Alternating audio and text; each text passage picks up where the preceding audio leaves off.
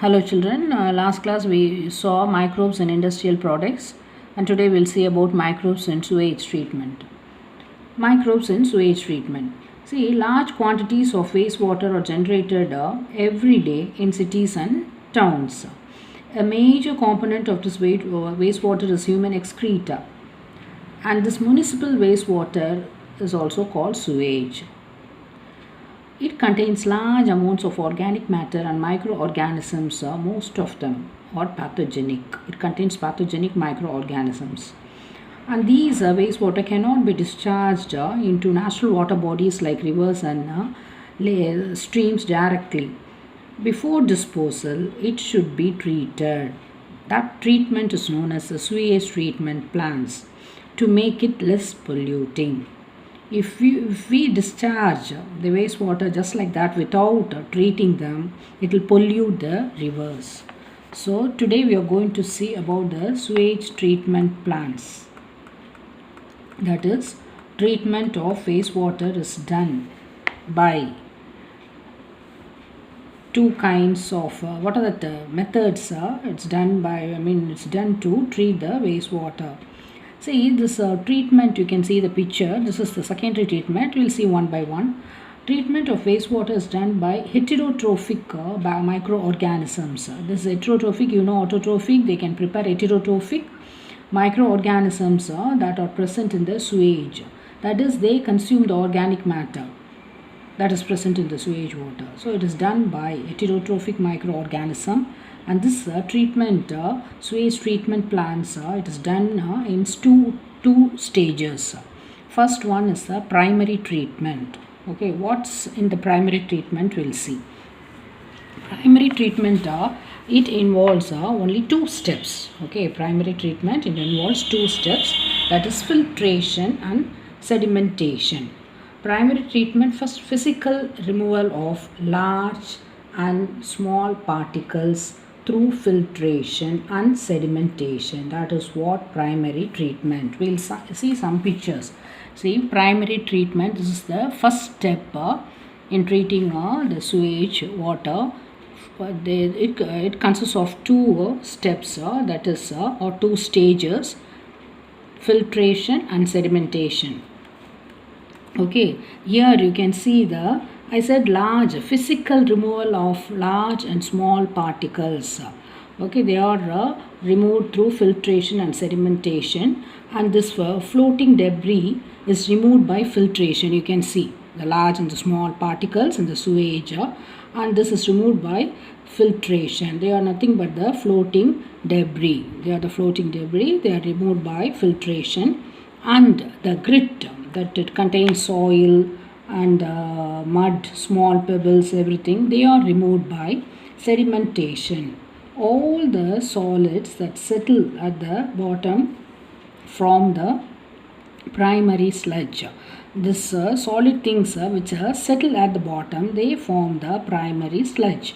And the supernatant, that is superficially what it is seen, that forms the effluent. Before that, sludge. Okay, settle at the bottom, I said sludge. Sludge is nothing but it's thick, soft, unpleasant mud and other small other amount of mud and other particles. It will be present in the sludge. Okay, that will settle at the bottom. That forms the primary sludge, and the supernatant forms the effluent. Effluent is nothing but the liquid waste.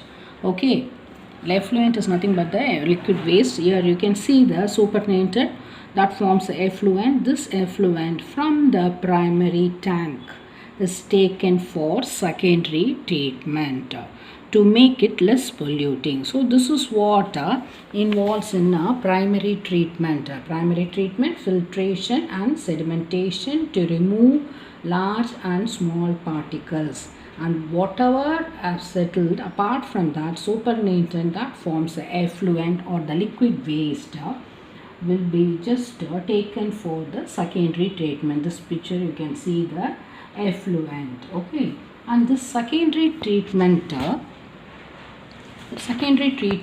is otherwise known as biological treatment. Why it is known as biological treatment? Because it involves the growth of microorganisms. This primary effluent is passed on to large aeration tanks. You can see the picture of this from where it is. This is water, large aeration tanks where it is agitated mechanically and air is pumped into it. That is what aeration tank. And because of this, which is agitated mechanically and constantly air is pumped into it, this allows vigorous growth of useful aerobic microorganisms into flocks. Okay, into flocks. You can see here the flocks. See, this actually enhances the growth of useful aerobic microorganism into flocks. Flocks means here you can see the picture, that is nothing but masses of bacteria with fungal filaments to form a mesh like structure. That is what the flocks. Masses of bacteria along with fungal filaments to form a mesh like structure, flocks. See, while growing, these microorganisms consume major part of the organic matter that is present in the effluent. Okay, so that is a major role performed by the aerobic microorganisms in the aeration tank, which by forming flocks. So this reduces the BOD level. Now, what is BOD? This you must know, biochemical oxygen demand. That is known as BOD level. See, actually it refers to the amount of oxygen consumed if all the organic matter in 1 liter of water is used to were oxidized by bacteria. I'll explain this. The sewage water is treated till the BOD is reduced. See, BOD is, what's the definition given in your book is nothing but actually it is a test which measures the uptake of oxygen by microorganism in a sample of water. Or indirectly, it is a measure of the organic matter present in the water. So what is that? The BOD shows the amount of organic matter. See, the sewage water, these microorganisms, they will just, when they oxidize the organic matter, a lot of oxygen, they will consume a lot of oxygen. So that is what the BOD, they have to consume. While consuming, that is what oxidation by bacteria. When they are consuming the organic matter, a lot of oxygen is when they are just oxidizing the organic matter, a lot of oxygen will be consumed by these microorganisms.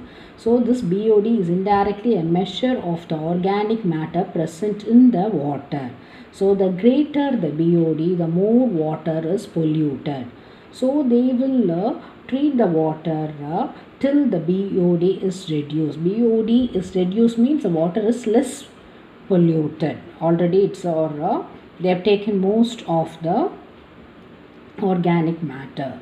So that is a measure in its indicating the organic matter present in the water, biochemical oxygen demand. So once the BOD is reduced, the effluent is passed into settling tanks where the bacterial flocks are allowed to sediment or allowed to settle. That is known as the activated sludge. Okay, see, once the BOD is reduced, this is what that one, the effluent is passed on to the settling tank where the bacterial flocks, you saw I said about the flocks, they were allowed to settle down, and this forms the activated sludge.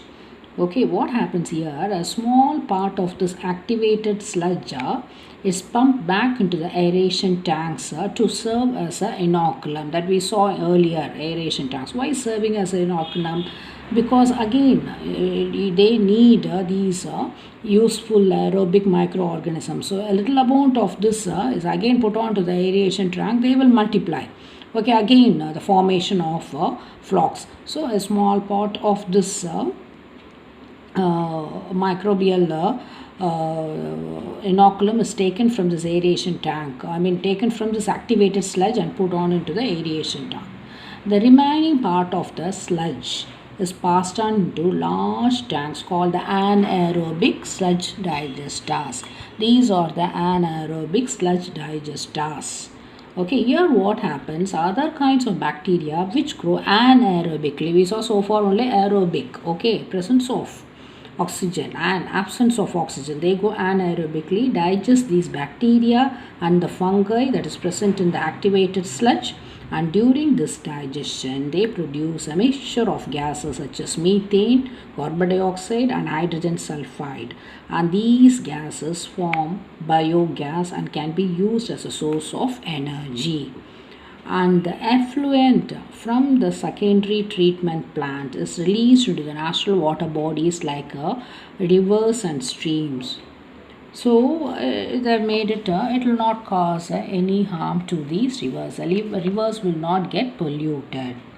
So nowadays and all, as population is increasing day by day, the amount of wastewater generated is also increasing day by day. Okay, so we have only less sewage treatment plants.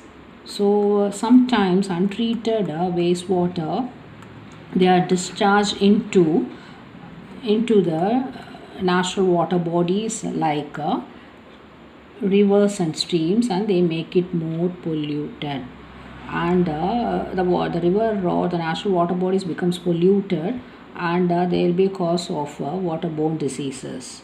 So the Ministry of Environment and Forest has initiated Ganga Action Plan and Yamuna Action Plan to save these rivers from pollution.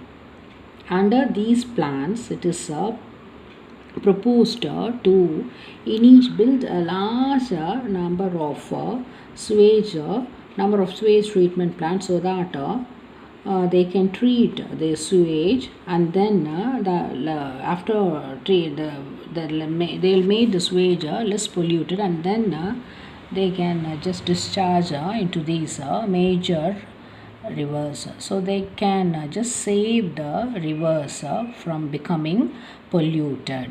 So nowadays we have more number of this sewage treatment plants.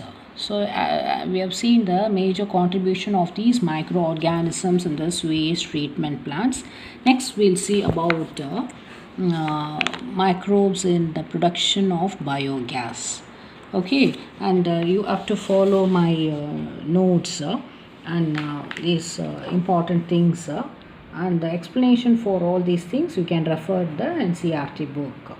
Okay, next class we'll see about microbes in production of biogas. Okay children, have a good day. Thank you. Have a good day.